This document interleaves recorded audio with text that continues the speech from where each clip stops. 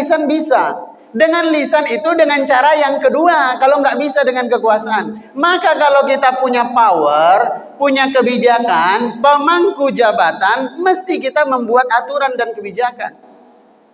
Tidak boleh misalnya kita punya kekuasaan, kemudian saya himbau kepada seluruh rakyat untuk tidak berperilaku korupsi. Jangan dihimbau, bikin satu peraturan. Saya menghimbau kepada hacker untuk tidak mencuri data. Jangan dihimbau, karena punya kekuasaan. Misalnya Pak RT di lingkungan kita, kan itu kekuasaan kan? Pak RT misalnya, atau Pak RW.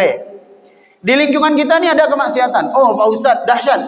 Di lingkungan kami ini ada tempat saung. Itu kalau malam Pak Ustadz, segala macam minuman keras ada di situ. Lengkap dengan judinya juga. Kemudian kita sebagai Pak RT, Pak RW, dosa kalau kita nggak melakukan tindakan untuk mencegah kemaksiatan itu. Mencegahnya bukan melalui lisan, tapi melalui kebijakan, karena kita punya kekuasaan. Bikin peraturan-peraturan, bikin satu kesepakatan untuk mencegah kemaksiatan itu terjadi. Misalnya di perumahan Arirani banyak kos-kosan, banyak kontrakan, maka bikin peraturan Pak RT, Pak RW, nggak boleh yang bukan mahram satu tempat tinggal. Nggak bisa, ini peraturan. Ini cara mencegah kemaksiatan, cara mencegah kemunkaran. Kalau ada sesuatu yang sekiranya menyimpang, ada minuman keras, ada berjudi, segala macam, bikin satu kebijakan, satu peraturan juga. Karena kalau tidak, kita terkena imbas dosanya. Kekuasaan. Tapi masalahnya, tidak setiap kita punya kekuasaan.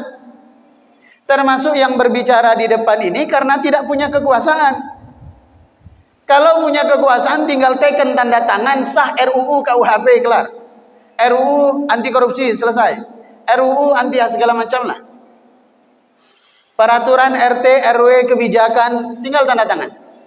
Tapi tidak setiap kita dikaruniai kekuasaan. Maka kata Nabi, fa'il lam yastati', kalau kita tak punya kekuasaan, tak bisa menentukan kebijakan, tak bisa membuat satu peraturan, fabilisanih, maka kita tetap harus berkontribusi mencegah kemaksiatan dengan cara lisan. Seperti yang kita sampaikan pada malam hari ini. Ini melalui lisan. Mudah-mudahan yang mendengar di sini, sekiranya di lingkungan kita ada kemaksiatan, jangan tinggal diam. Ini hak asasi, ini urusan sendiri-sendiri. Tidak ada. Karena kita tidak masuk surga sendiri dan kita tidak masuk neraka sendiri. Banyak hadis-hadis Nabi yang kemudian masuk surganya seseorang bukan karena banyaknya kebaikan yang dia lakukan, tetapi karena pengaruh baik dari orang lain. Banyak orang yang terjerumus ke dalam neraka bukan karena maksiat dia sendiri, tetapi karena membiarkan kemaksiatan yang terjadi. Maka dulu jamaah,